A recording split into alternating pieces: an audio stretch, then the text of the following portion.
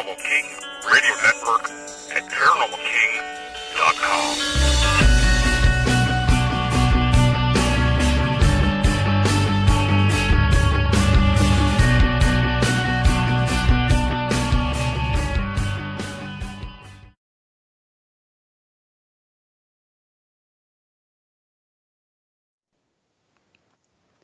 Welcome to the Paranormal News Insider for the week of March 12th, 2019.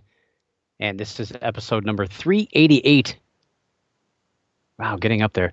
And this is your host of the Paranormal News Insider, Dr. Brian D. Parsons. And we are live on the Paranormal King Radio Network at ParanormalKing.com. And welcome to everybody there in the chat room, hanging out live. You guys are going to get some inside information, some links to some of these stories, and you have the ability to ask me questions about some of these stories. So if I kind of miss something or need to clarify it, boom, you guys are right there to help steer the ship.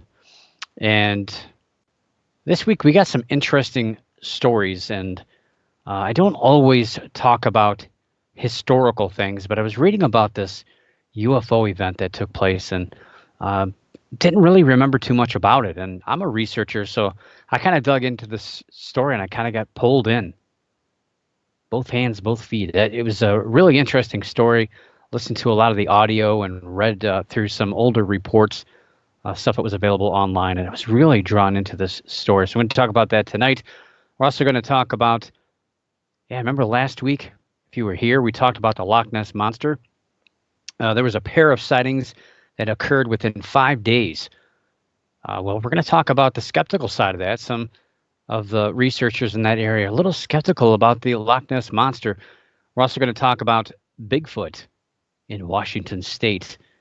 Interesting story there. We're also going to touch on the Project Blue Book.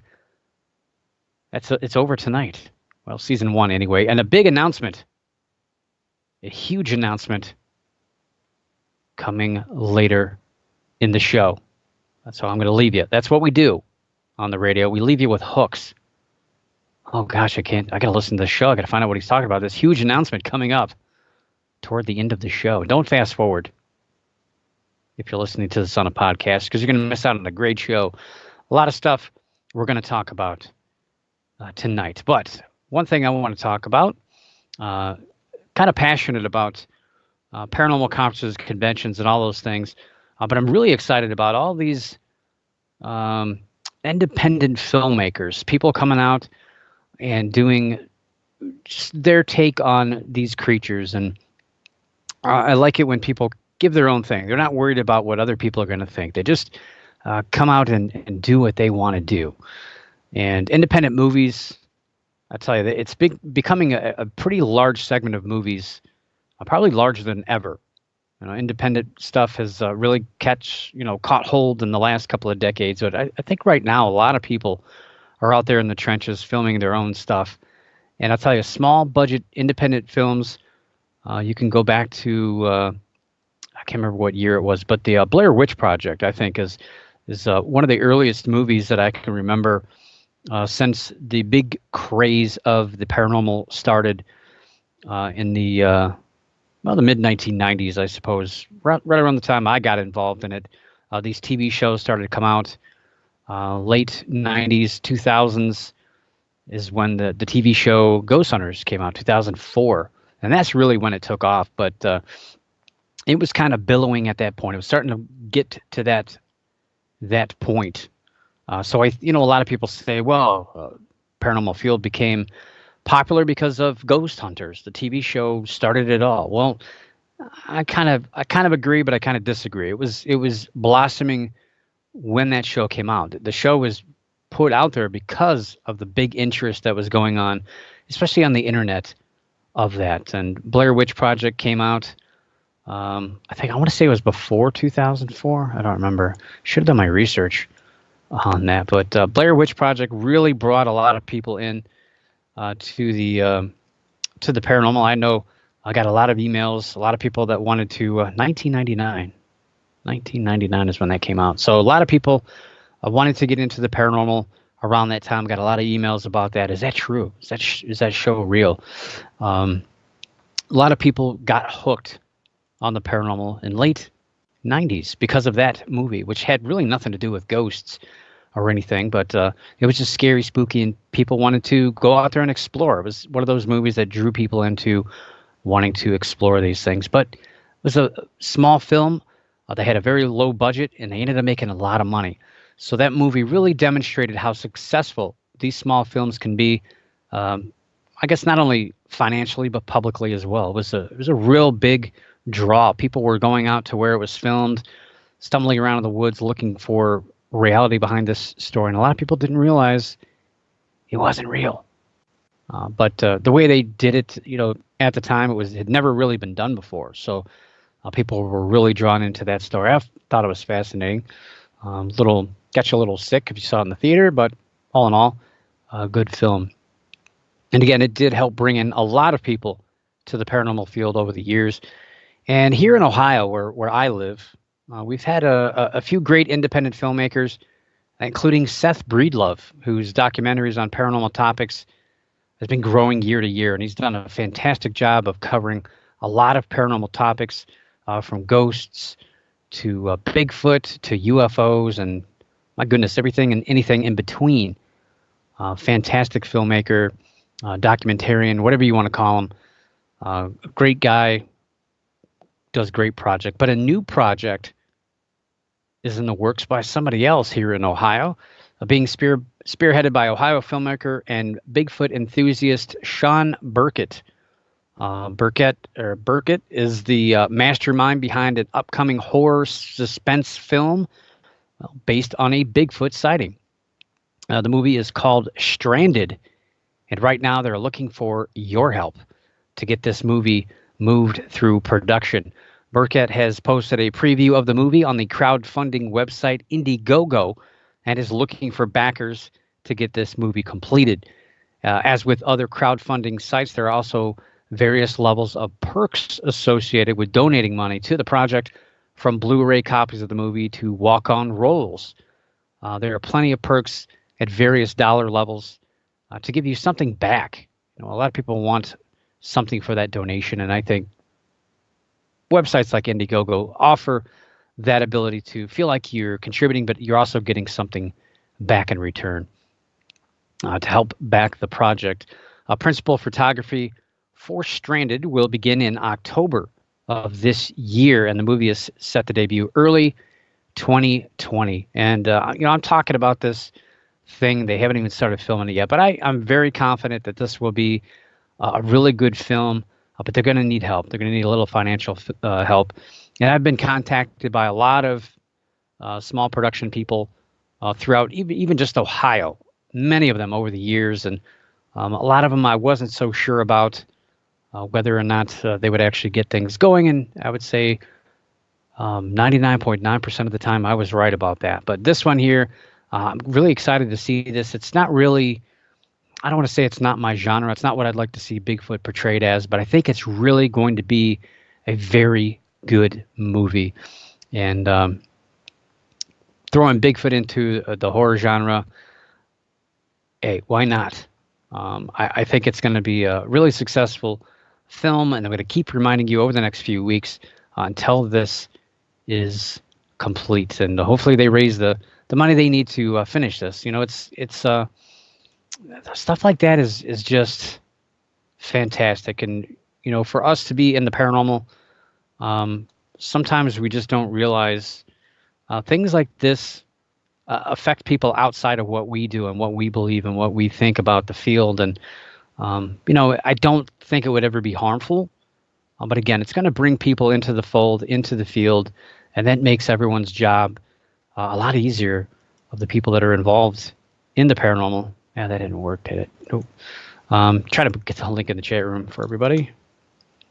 And I just think it's a great way to get more people involved in the paranormal, especially cryptozoology, which is really, in my opinion, becoming one of the most popular of the three anymore.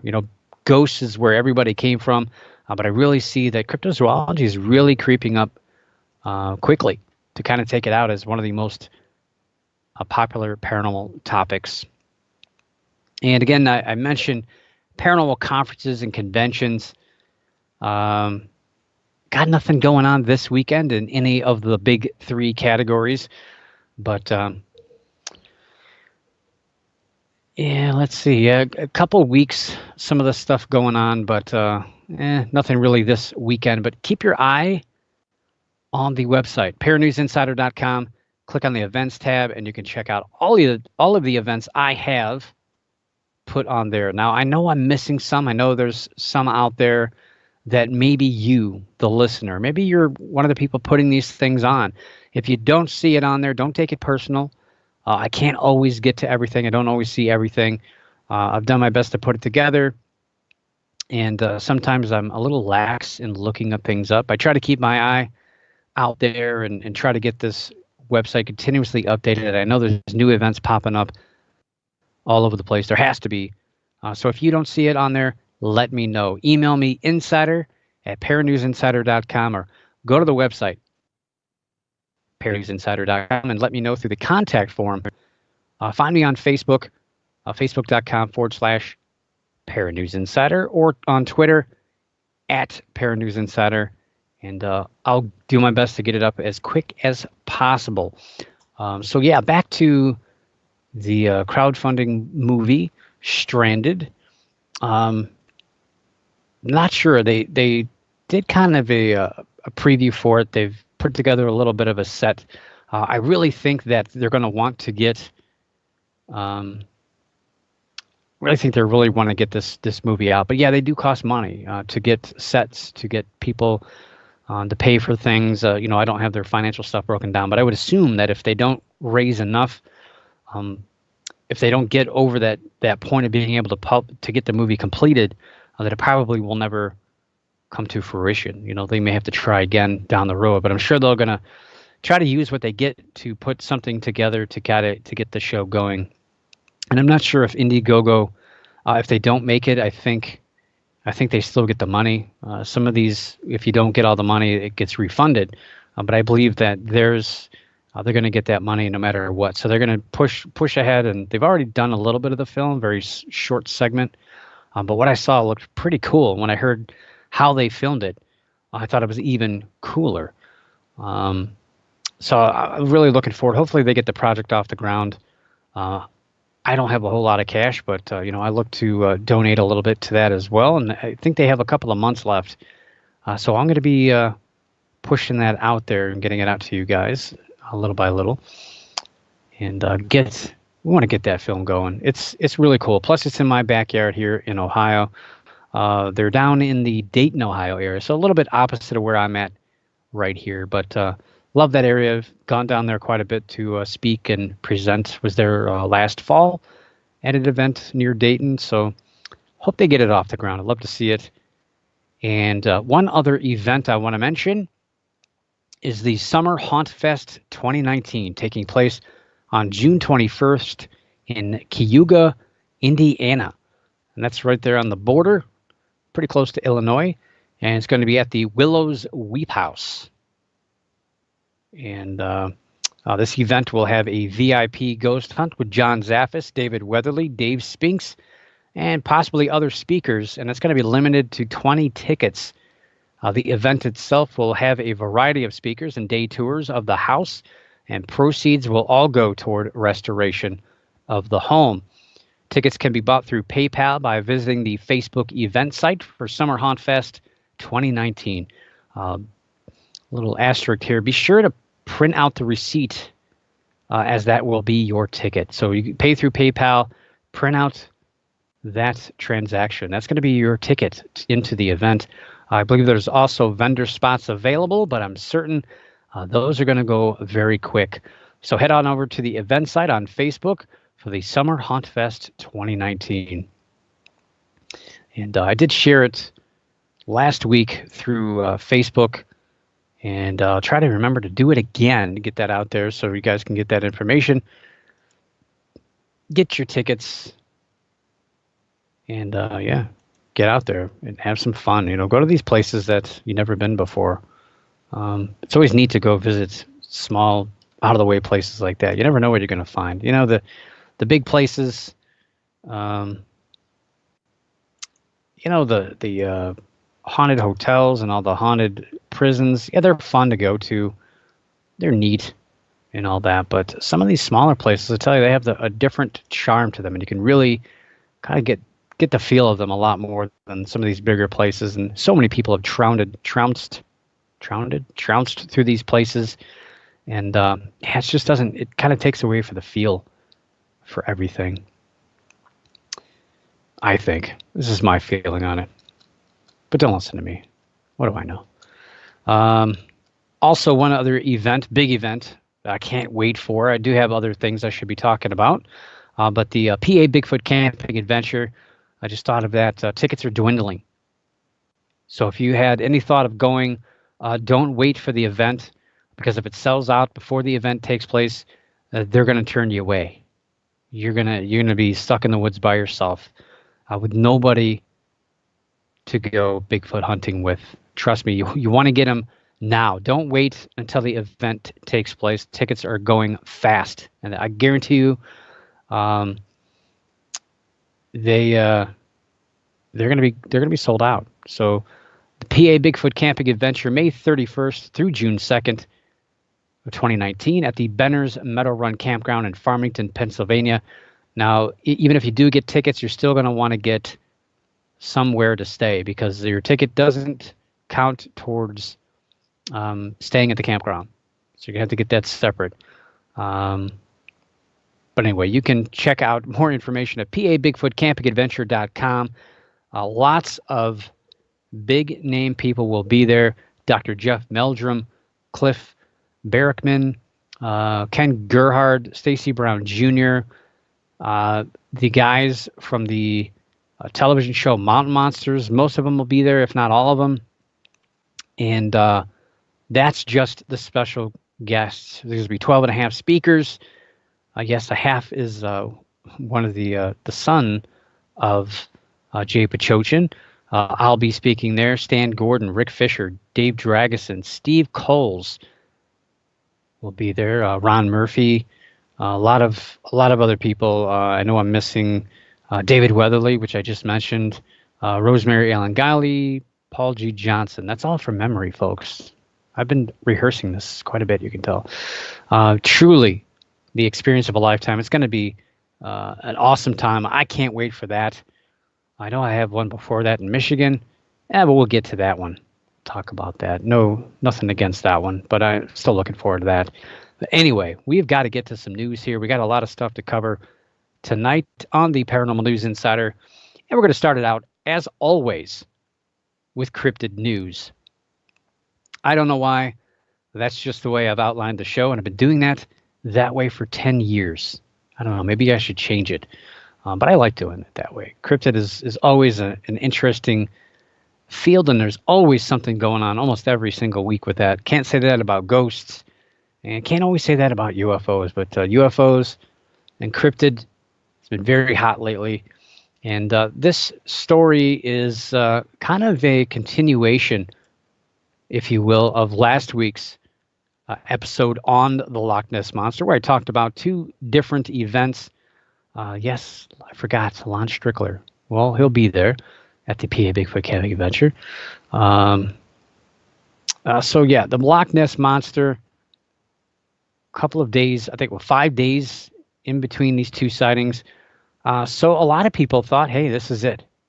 These two sightings, this means that there's proof that there's definitely something in the loch in northern Scotland. The Loch Ness Monster is real.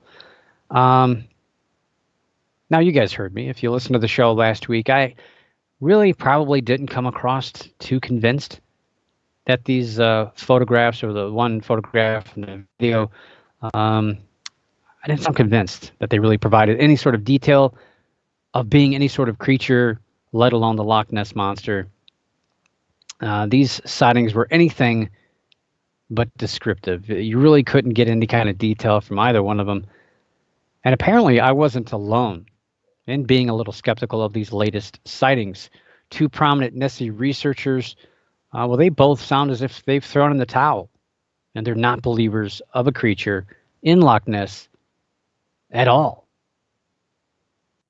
Naturalist Adrian Shrine, well, he's been looking for the Loch Ness Monster since 1973.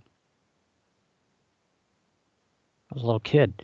With his Loch Ness Monster project aimed at using various methods to locate the creature. I covered a story here back in 2016 where a group of researchers did in fact find the Loch Ness Monster using sonar. Yes, it happened. They found it. It's true. You can go back and listen to the archive. You can Google it. It did happen. Well, okay, fine. The Loch Ness Monster in this case turned out to be a 30-foot long prop. It wasn't real. It was used in a movie called The Private Life of Sherlock Holmes and had been missing since it sank in the loch during filming back in 1969. So Shrine commented back then that he didn't believe that the monster existed, but that he finds it fascinating how many people do, with very little evidence to back it up. Adrian commented to the Mirror online for this latest story by saying, quote, "The fact is that well over 1,000 honest and sober people have seen the monster in Loch Ness, yet over 80 years of expeditions have failed to find them. Either we're fairly bad at what we do, or there's another reason for that. I think it's fair to say we'd all like there to be a Loch Ness Monster, but equally, there are people who will see what they want to see," unquote. Loch Ness Monster researcher Steve Feltham moved to Loch Ness in 1991 and settled in a former mobile library bus so he could keep an eye on the loch full time. And for this story, Steve commented, he said, quote, "There are people out there who are incredibly gullible and believe every picture they see and every bit of evidence. The internet has made it very easy for people to upload photos and cause a Nessie sensation, with many people believing it really is Nessie until proven otherwise. Every day there are many 2 or 3 decent, interesting photographs, bit of film, or pieces of evidence to study, but there are 10 times as many false alarms. I'd still like to be proven wrong, but I think the possibility of Nessie being the monster we'd like her to be is pretty low down on the list," unquote. Not very inspiring words by these two gentlemen. And many believers point to the beginnings of this creature, saying, well, it's got to be real because there's been sightings of this since the year 565. So because it's been around so long, it has to be real. Well, not really. That's kind of a logical fallacy, to be honest with you. This story was created from a purported miracle performed by St. Columba back in the year 565 AD. But his banishing of a beast at the River Ness, well, it doesn't hold a whole lot of merit for being the truth, to be honest. It was kind of created to sway people into belief, into, it was kind of a religious thing back then. So, but now people are latching onto the story saying, well, it's got to be true. It's got to be real. As far as I know, that water wouldn't be conducive to anything like a giant squid or sharks or anything like that. But there are what are those, alligator gar and other oarfish maybe in there, or maybe not oarfish, but I know alligator gar are thought to be a potential cause. There's a lot of potential causes of what the Loch Ness Monster could be, but then we had the 1930s. The 1930s is really when the Loch Ness Monster craze exploded. So could this be proof positive that, hey, so many people saw it back in the 1930s, it's definitely true? Well, just think about this. So we must remember the boom of the Loch Ness Monster back in 1933 that started the belief in the Loch Ness Monster that exists today. That momentum that started back then was from a witness who said that they saw a long-necked creature, not in the Loch Ness, but walking in front of their car. Yes, the Loch Ness Monster used to be an animal seen on land, more so than in the water. And numerous hoaxes, including somebody using a stuffed hippopotamus foot to create tracks. Yes, I said it, a stuffed hippopotamus foot. Crazy. To create tracks. Nessie seemed to appear on land a lot less after that, even though there was things such as the surgeon's photograph that was proven to be fake a number of times over and over again. That one was in the water. But yeah, the land thing just kind of disappeared. And today you never hear a story about somebody seeing the Loch Ness Monster on land. Sturgeon. That was what I was looking for. Thank you, Mike, in the chat room. I was searching for that in my mind. I was hoping it would surface, no pun intended. But yes, sturgeon is the other major potential culprit for what people are seeing out there. But I think a lot of what people are seeing, because of the distance, the height of the loch, most people are kind of looking down. They're seeing things at angles that they're not used to seeing, especially if they're from England. They're from the United Kingdom. They're not going to see water like the loch. And if you've never been to Loch Ness, which I've never been there either, it's a completely different type of water because of the way it's an extremely long, thin body of water. Not quite like a lake. It's sometimes referred to as, or I'm sorry, a river, but it is sometimes referred to as a river, but it's not. It's really driven heavily by wind, which creates things like seesh. And seesh is like, think about being in a bathtub with your splash water. One way hits the bathtub, one side, it comes back, and it goes back and forth. That happens in the loch quite a bit. And waves can look like a boat is going through the area where there's actually no boat because of the way the wind hits that loch. It's far different than anything you're used to anywhere that you've been before. It's completely weird. And it's weird, too, because the early 1930s, when all these sightings started to occur, was when roads were built around the loch. And it's when they started to build hotels and started to want to draw people into certain areas around Loch Ness when these roads were built. It's kind of funny. And even a couple of years ago, I talked about, it was one of the top stories of the year in the Paranormal News Insider, top paranormal stories of, I forget what year it was, that hotel owners, there was documentation that pretty much validated this, that hotel owners pretty much conspired together to get this story out in the public, to get people to come out there to visit Loch Ness with this monster. So I don't know, but it's still kicking, still alive and kicking in the minds of people around Loch Ness and around the world that visit this area. And later this year, geneticist Neil Gamel is expected to release his DNA results from numerous water samples of Loch Ness, looking to discover they said they were looking for the Loch Ness Monster, but that was really just a ploy to get attention, to get this story out there, because nobody really cares about some geneticist scooping water out of the loch to test it for animals. It doesn't have quite the boom of it than saying some geneticist is looking for the Loch Ness Monster. But they are looking to discover the biodiversity of DNA in the loch, and they're going to later on, once they get all this DNA information broken down, going to release all this information, looking at what animals maybe are there that shouldn't be. Will the Loch Ness Monster be on that list? Will a plesiosaur or possibly some other explanation for what people are claiming to see be on that list? Well, I don't know. I can't wait. That's going to be the big story of the year, I think. But we'll see what happens. But yeah, not everybody is convinced around Loch Ness. And these two gentlemen have been investigating this for a long time. They seem a little salty about all this. I don't know. Yeah. Anyway, Bigfoot. It's been a while since we talked about Bigfoot, and there's a story in the news right now you might have seen. you might not have seen. You might have seen the pictures of this. Um, yeah, some people think Bigfoot has made an appearance in the state of Washington.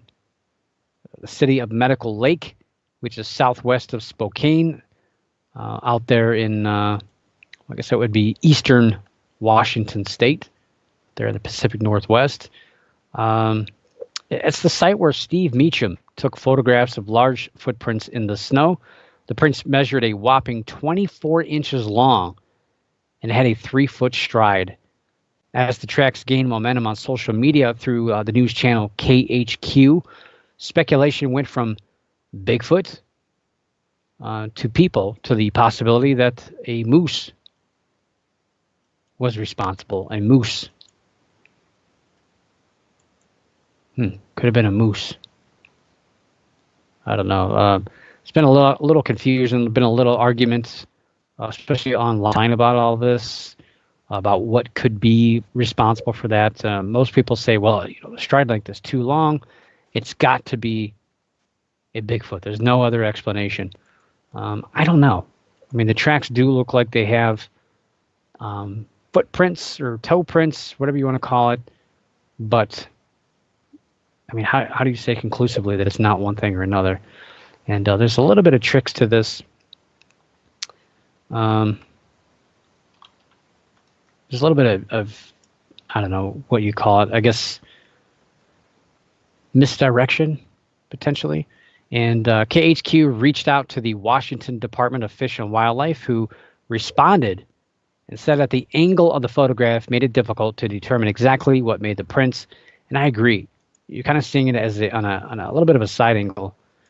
And I do have a picture here I'll throw in the chat room for you guys.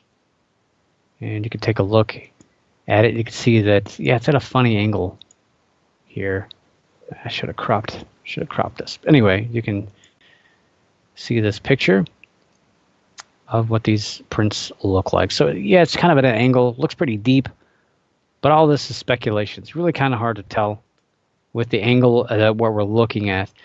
They did say that it was most likely caused by people. People. That's kind of, I don't know, this, you kind of take that as, was it a human being or is it a Bigfoot people type of person? Who knows? But it's also, key to this is it's also potentially distorted due to drifting and melting snow. And I tell you, if you've ever been fortunate enough to pick up this book called Handbook for the Amateur Paranormal, Handbook for the Amateur Cryptozoologist, that guy who wrote that book, he's a genius. Well, wait a minute. No, he's not. That's me. Handbook for the Amateur Cryptozoologist. In there, I show a photograph that I took where I had stepped in snow. And then a few days later, after it was 50 some odd degrees, for a couple of days, I stepped in it again. And you could see how the footprint their previous footprint had melted and it grew in size. And, the snow looks very thick, but if it does start to melt, these prints will look a lot larger than what they really were.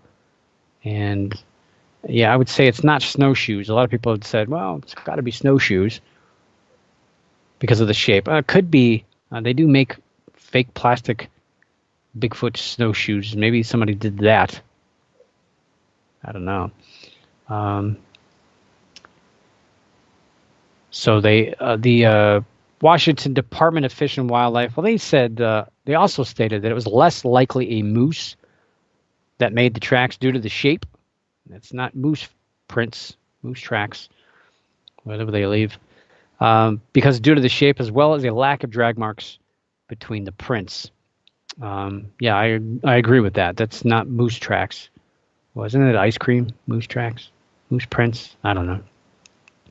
Meacham also claims to have seen Bigfoot tracks back in the late 1960s while camping in the Sierra Nevada mountains. But that's not all he was doing. He also states that Bigfoot investigators had contacted him and were said to be headed out to the area to investigate. Well, I've not heard anything about any other findings so far about this. So I don't know. It's a mystery. And the sad thing, the frustrating thing about cryptozoology is that We can speculate all we want about who left this track and what this track is from, but I tell you, the real winner every single time, and she's brutal because she wins. There's no way you're ever going to beat her. Mother Nature, she always wins out. And these tracks will be gone. There'll be nothing left. And yeah, they do look weird. They don't look even. It looks like almost like opposite feet. You know, like women walk on the catwalk with one foot way out in front of the other. They walk like they're walking a tightrope. It almost kind of looks like what that looks like. Looks like left print, left print. Oh, almost all look like left prints. I don't know. It looks kind of weird. Doesn't look right. But I'm sure more is going to come out about this story. Whenever a story like this gets popular, gets picked up, people want to be in the middle of the action. And I guarantee you that somebody's going to go out there, somebody's going to look for something, and somebody will find something, whether or not that something is legitimate, real, or fictitious or whatever. Yeah, somebody's going to say they found something out there. And I'll throw the link to that story in the chat room. You saw the picture, but now you can read about it. You can read the story and decide for yourself. I'm not telling you it's Bigfoot. I'm not going to say it's not Bigfoot. I would lean more toward it being a logical explanation, but that's just me. I want to believe, but you got to give me something to believe in. It's stuff like this, I don't know. Could be anything. Not sure. Anyway, Bigfoot is back. Medical Lake. It's exciting stuff. And we're going to move to UFO news. And like I said at the beginning of the show, don't forget, we've got a big announcement coming up in just a second here. You're going to, oh my gosh, you're going to love this. If you haven't heard, big news.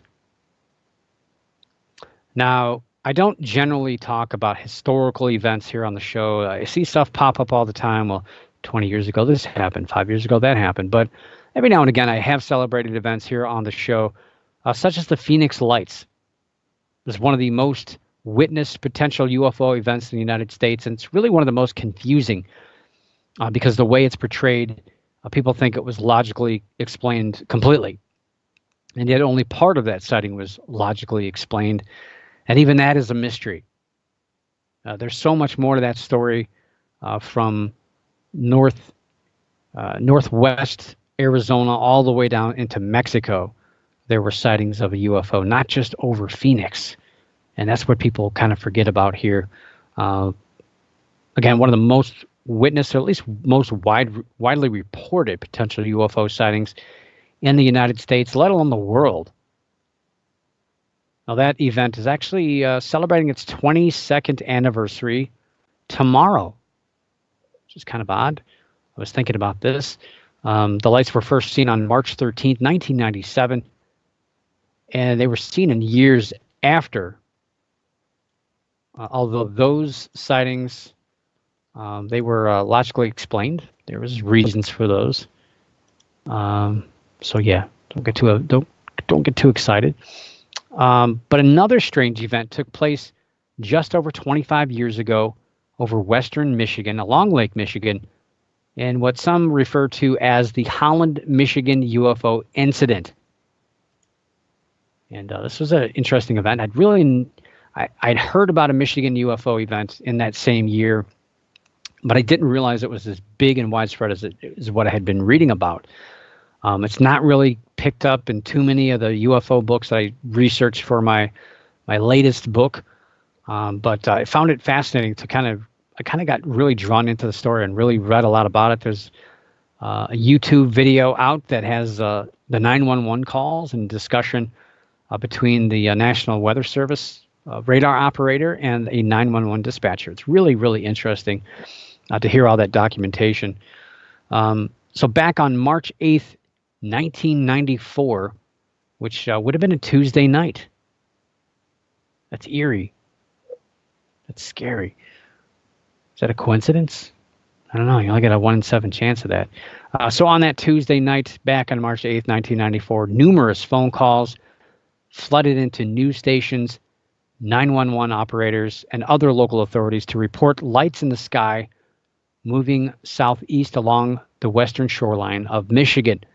The calls began flooding in around 9:30 p.m. and 911 dispatchers sent police out to investigate. And amazingly, a 911 dispatcher contacted the National Weather Service, like I mentioned, who was able to find and track echoes on the radar screen in the exact areas where the witnesses were currently seeing the strange lights in the sky.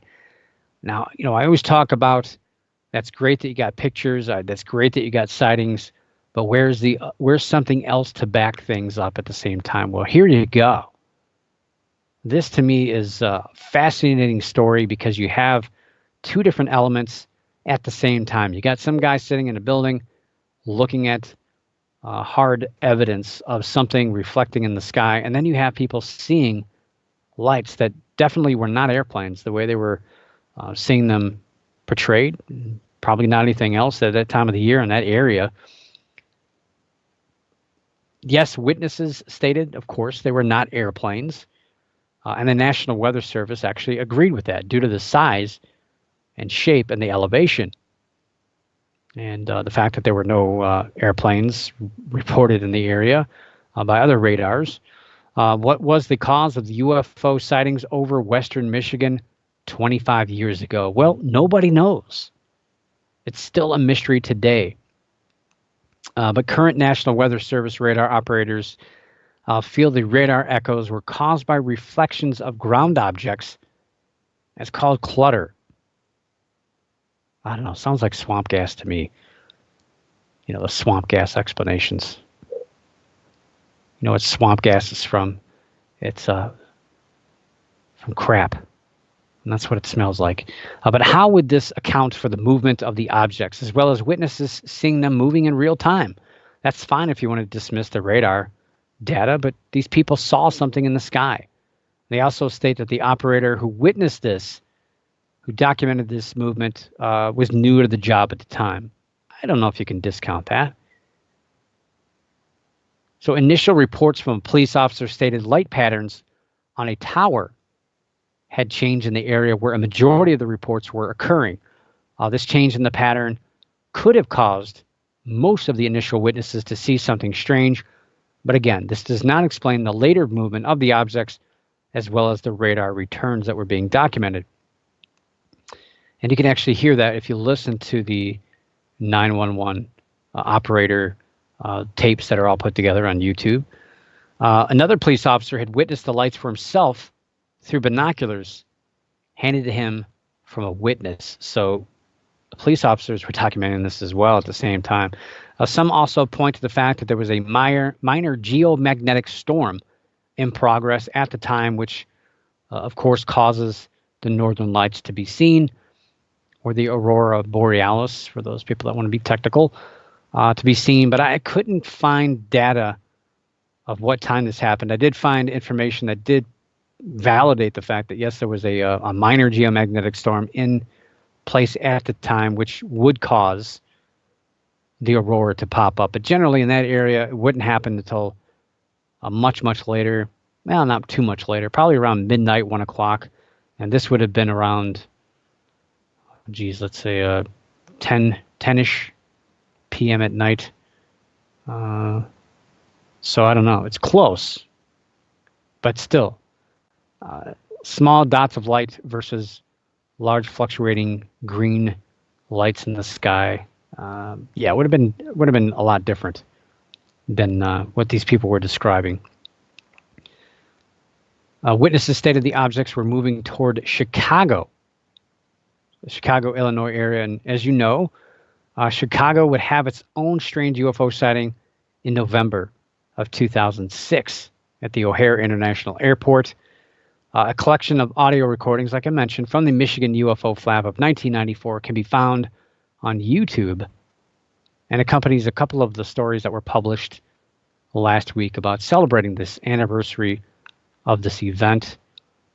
And let's see. Well, I'll throw one of the links there in the chat room of one of the stories there in Michigan about the Michigan UFO event. Pretty cool, pretty neat stuff. And definitely listen to the audio. It's pretty spooky to listen to it because these these guys are trying to dismiss all this stuff, and then all of a sudden you could just hear that they're like, they couldn't figure it out. They couldn't dismiss it. Not that there wasn't any way to figure it out or that there was not a logical explanation, but these guys were stumped and they were trying hard as they might to pretty much invalidate this, but they couldn't. And it's pretty spooky. I mean, just listening to the audio itself gave me goosebumps. It was really exciting to listen to that.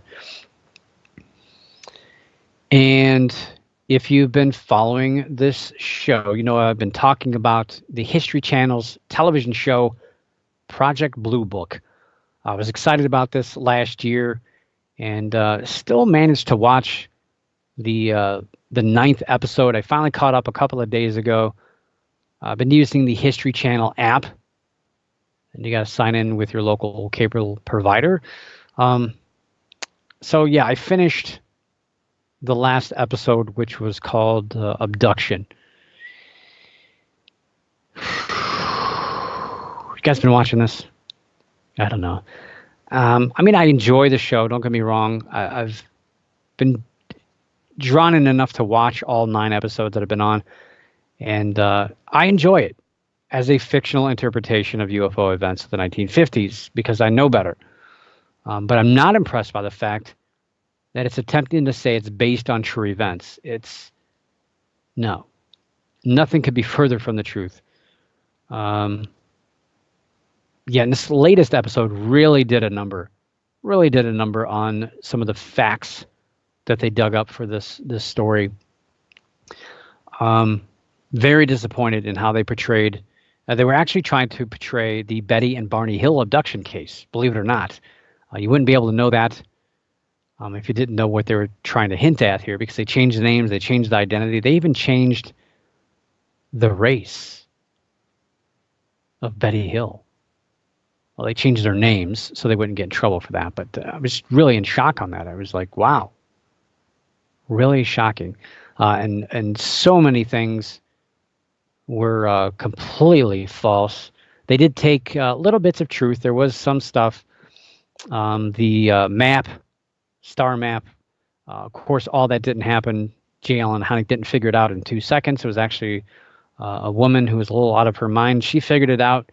It took her a couple of years. So it wasn't even him. So many things that happened in this. The hostage situation down to they did go through hypnosis, but it was quite a ways after. It wasn't forced in the military base. All this stuff is just so many things about that. I was just, this is the first time that I found myself pacing back and forth, yelling at the TV, which is typically what I do when I watch Ghost Hunters or Ghost Adventures or one of those shows like that, where they twist reality and twist truth so much that I get frustrated because I know people are watching it and taking it as reality, as real.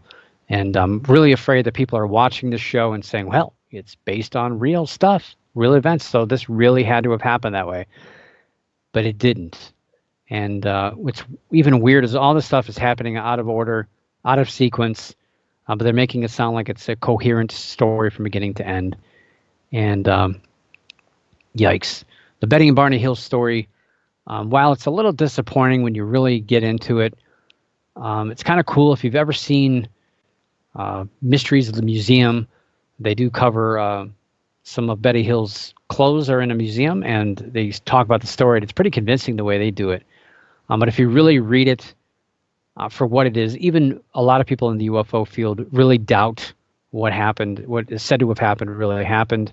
Maybe part of it did happen, but they've been really embellished a lot of it since then, and the story really took a twist. But so many things involved in this. It's actually really interesting to read about it, even if it's not real. And I think the real story is actually a lot more entertaining than what I saw for last week's episode. And the show overall is based, I say it's based extremely loosely on J. Allen Hynek and some popular UFO cases, as well as the work Hynek did in the field. And they finally started talking about the close encounters and his scale and all that stuff, which is kind of cool. But it was hastily thrown together, completely out of sequence. I mean, they're going to Washington, D.C. Next week, and it's the pretty much, I'm guessing, the UFO flap in 1952, which happened in July. The Betty and Barney Hill incident took place months after that. So I don't know. It's all wacky. It's all out of order. It's confusing. I mean, maybe I know too much about what's going on together or what's going on out there, but still, it's really confusing. And I don't know. I see what they're trying to do. They're trying to fictionalize enough of it by putting some facts in there, but fictionalizing it enough to get the attention of the people who like shows like the X-Files, trying to bring it to that par. Now, I'm not saying the show is as good as X-Files in any way, shape, or form, but I mean, look, they're looking at conspiracy theories, Men in Black, shadow government, Deep Throat, all these different angles surrounding the UFO investigation by the U.S. government. I mean, spies, Russian spies, secret tests on humans, alien technology. Yikes. It's just way too much going on in this show. But, I see what they're trying to do. They're trying to, it's kind of like, what's that other manure show they have on history? Oh, the Ancient Aliens show. Sorry, I had to say that. Where they throw so much at you. There are some facts in that show, but most of it's not. Most of it's opinions, and they make it sound like facts. But they throw so much at you that your head spins. You don't know what's real or what's not. I think that's kind of what they're trying to do here in this show. They're trying to make it entertaining, and they're throwing a lot of different angles at you. So you're really not sure what's real, what happened, or what didn't happen. But I can tell you honestly that most of what you're witnessing in that show didn't. So just enjoy it for what it is. A little popcorn thriller to watch it at night, based on some interests, based on some stories. But don't take it as completely real. I mean, even the Flatwoods Monster, which I like how they disproved it with the owl thing, but the owl thing didn't happen for another almost 50 years after that. So, yeah, weird stuff. But anyway, take it for what it is. And season 1 of Project Blue Book wraps up tonight. And yes, there will be a season 2. As kind of disappointed as I was with season 1, I don't know. I'm still going to be tuning in for next year. I still like the show. I like the characters. They're likable and hateable at the same time, which makes for good television and good entertainment. And if that wasn't enough, that we're going to get season 2, the History Channel just today, big news. They put out a press release earlier today announcing that a new UFO television show will make its debut on the History Channel this May. That's quick, a couple of months. This new series is going to be called Unidentified: Inside America's UFO Investigation. And it's backed, well, by who else? To the Stars Academy leader, and, I should say To the Stars Academy itself, and the leader of which, who is the Blink-182 guitarist, former, and singer, former, Tom DeLonge. Tom DeLonge has been named the executive producer of this show, which is slated for 6 episodes. And according to the press release, the show will focus on, quote, new evidence on UFOs, unquote. Okay. And features, quote, former government officials disclosing new information in an effort to change government policy about the potential threats UFOs pose to U.S. national security, unquote. So they could have just said disclosure. It would have been easier. On this new show, Tom DeLonge commented, quote, with this show, the real conversation can finally begin. I'm thankful to history for giving the To the Stars Academy team of world-class scientists, engineers, and intelligence experts the opportunity to tell the story in a comprehensive and compelling way. I think everyone that watches the show will walk away with questions answered and a feeling of, wow, I get it now, unquote. What are we going to get? What kind of feeling am I going to get? I don't know. I'll probably be really frustrated, to be honest. I don't expect answers. I don't expect any questions that I have answered, to be honest. I've watched their videos, and it looks to me like what they've shot already for their internal stuff that they've tried to promote their To the Stars Academy for is pretty much all they're going to be showing. So if you've seen some of that stuff, you're not going to be seeing anything new. I just think that they're just packaging it for the History Channel. Man, I sound angry. Am I angry? I don't know. It's just annoying. I'm not sure about this show. It's going to be interesting to see their point of view, but I don't know. If you've really paid attention to this group, they kind of have a shaky track record of how the To the Stars Academy, of how it handles the so-called evidence, literally how they handle it. They got stuff in the mail. People sent them supposed evidence, and they showed them in videos handling it by hand, opening packages and handling it with their hands. That's insane. Like any real scientists wouldn't be doing that. And again, from what I've seen, they show a really short trailer of it. It's not very long, but I can tell you that clip, I've seen that clip before. It's in a further thing that they did for the To the Stars Academy, where they were talking about evidence that they had collected. And that video, I almost punched my screen of the computer. I had to walk away. It was very annoying. So if it's anything like that, you're really not going to get any questions answered. You're just going to have even more questions about who these people are and why are they in the UFO field, and are they going to do more damage than good for the UFO field? That's what I'm worried about.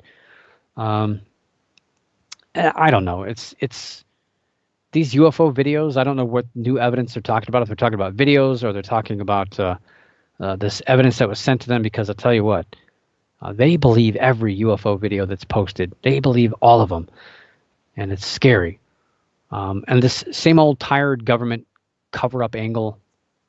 I mean, yeah, they do have a legitimate thing about the organization that the government admitted was around, and they're going to say it's still around.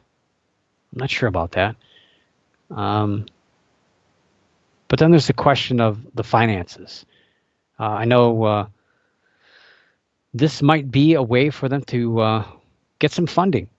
It worked for MUFON. They got a lot of attention. A lot of people tuned in to Hangar 1 when it was on TV, and kind of helped keep that organization going and moving in a direction. And yeah, the To the Stars Academy is thought to be experiencing some financial trouble, although DeLong denied those allegations of the To the Stars Academy being millions of dollars in debt. He said it wasn't true. I mean, you never know. They might be in at least a little financial turmoil. I don't know what the term would be. Maybe from a lack of direction. And it certainly can't stay afloat. What you're doing all this stuff, it can't stay afloat unless there's a little bit more eye in the public, which seems, I guess that's what they're doing now. So we'll see what the motivation is. We'll see when this debuts and what they got to say. And I think it's really nothing earth-shattering. I think it's stuff that we've already read that they put out, stuff that's already been on their website. I don't think it's anything earth-shattering. It's just going to be how crazy their claims are going to be. And I don't know. Well, it's kind of like when you're driving down the freeway and you see an accident. You want to look away. You know it's not right. Gosh, I shouldn't look. Oh, there's an ambulance. Is that a leg? I don't know. I can't look. But you want to look. You have to look. I'm going to look anyway. I don't know. But time will tell. And that's all I got to say about that. But I'm sure when I'm done talking about that story, to the Stars Academy and what's going on their TV show, we'll definitely be breaking that down, I'm sure, in May when it makes its debut. And looking forward to the finale of Project Blue Book and how all that turns out. I don't know if they thought there would be a season 2, so we'll see. I don't know. Maybe Hynek turns into Thor. I don't know what they're going to do. It's pretty outlandish what they've been doing so far. I don't know. Maybe he'll turn into Captain America for all I know. I don't know. It's just weird. But we'll see how that turns out tonight. And yeah, that's it. That's your show for this week here on the Paranormal News Insider. But that being said, I also want to let you know that I will not be back next week. And there's a possibility that I won't be back the week after that. I'll be out of the country next week on a adventure through the chupacabra-filled lands of Puerto Rico into some of the islands of the eastern, I should say southeastern Caribbean. Or is it Caribbean? I don't know. It's a conspiracy. So I'll be getting some R&R, well, some rum and relaxation, I guess, for a week or so. And we'll see if I can put together a coherent show in time for the week after that. We'll see. So enjoy your Thanksgiving. I almost said Thanksgiving. Enjoy your St. Patrick's Day this coming weekend. Stay safe. Party green. Party hard. But hopefully I'll see you on the 26th of March, but we'll see. It might get stretched to April. No April Fools. So anyway, I'll see you then sometime. But for now, keep your eyes in the skies, your ears in the woods, the hair standing on the back of your neck, and always keep your mind slightly ajar. Don't let your brains fall out. Don't let people think for you. Think for yourself. Don't believe everything that everybody else believes. And above all else, speaking of believing, don't stop believing. For the Paranormal News Insider, this is Dr. Brian D. Parsons reporting